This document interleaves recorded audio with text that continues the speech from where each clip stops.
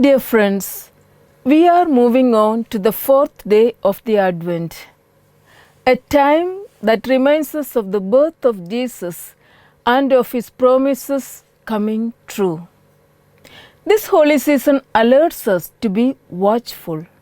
Watchful not just about the external threats that will affect us, but the internal dispositions, our attitudes, our choices, our priorities, about the investment of our time and its causes, its implications, and so on.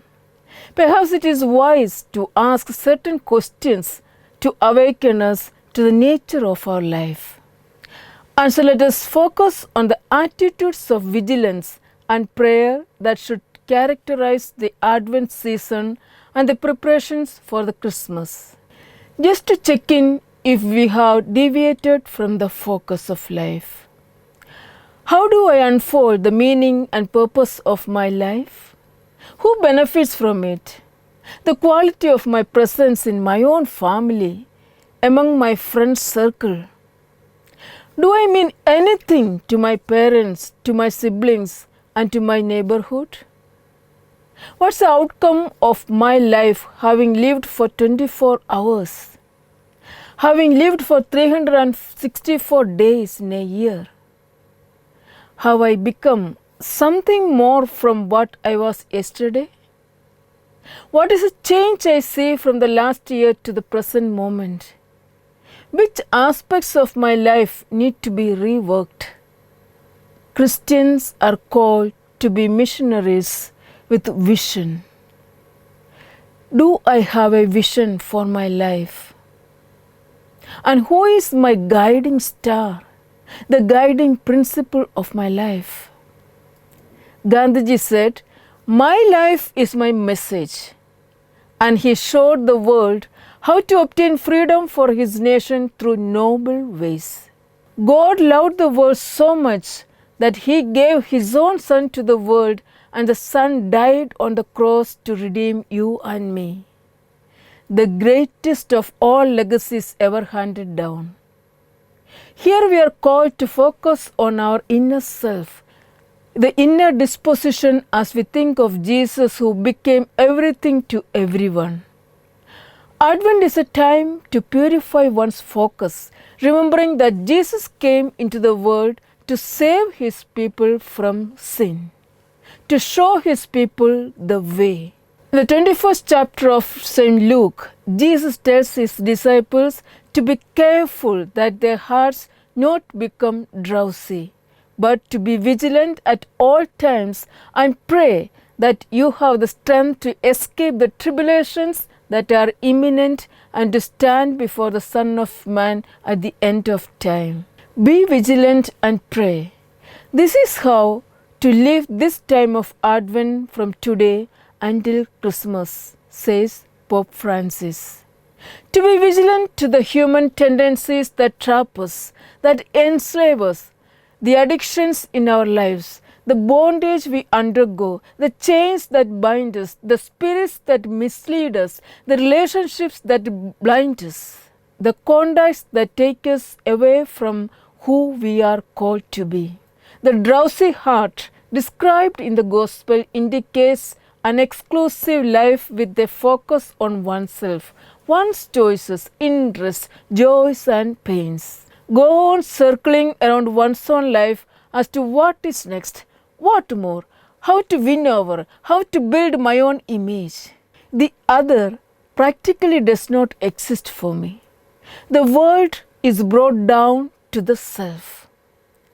But the request we receive from God is to be vigilant about my tendencies, my choices, my priorities and preferences. We are all sent on a mission. Each of us is entrusted with a target group. We are expected to identify that group and to be at their service, to be watchful towards them, to be guarding as a shepherd guards his flock, to be at the service, to be for them, to listen to their cries and to be attentive to their needs. The God-given abilities and strengths to be put to the good use of such needy ones. The self-centered attitudes close down the door to hope. No more excitement, no more connectedness. But life begins and prospers in connectivity. It experiences its fullness and unfolds its meaning through our healthy interactions with each other and being for the other. This is the core message of incarnation, where Jesus, being divine, embraces humanity. He identifies the other in every sense, in every condition. His life on earth has become the greatest living lessons even after his death. The most powerful teacher of the world, the most powerful leader who transformed the world. His focus was the other, the living conditions of the poor. He dared to correct the governing style of the rulers, challenged the impact of law. He worked on the very attitudes of the leaders, valuing life more than the laws and positions. His spirit continues to prompt us on our way, friends, even today.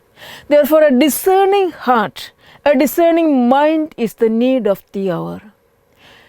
To differentiate the good from the evil and the needs from the wants. Advent calls us to make a commitment to watchfulness, to look within and to look beyond ourselves, expanding our minds and hearts to open them to the needs of the people. The new world Christ promised is the desire of so many people martyred by hunger, injustice, and war. It is a desire of the poor, the weak, the abandoned. It is the women, children, and transgenders. It is the migrants, refugees, and differently abled. It is me who have gone astray. Let us remember that our waiting for the birth of Christ becomes a meaningful one if we have identified ourselves with Jesus by consciously opting out to live his values. May the guiding star who keeps indicating the path to everyone who turn to him direct us in our search for meaning in life. Amen.